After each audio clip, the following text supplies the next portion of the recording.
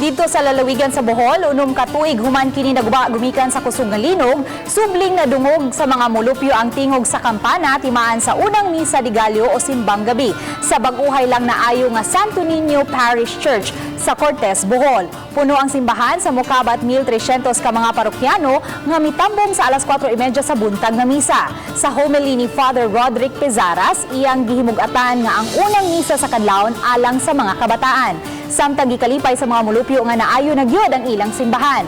Gani dili lang kay gibalik niini ang iyang orihinal nga hitsura, kundi dili gipanindot pagyud. Sa subling pagbangon sa simbahan, panghinaot sa pari nga unta, magsilbi kining inspirasyon sa kabalaan ug paghigugma sa Ginoo.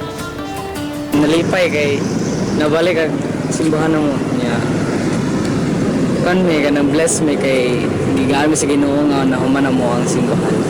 Dili lang po unta tungod sa curiosity nga manganhi kundi sa klaseng-kasing yun muanhi yun matag-adlaw aron nga daygon himayaon ang atong Ginoo.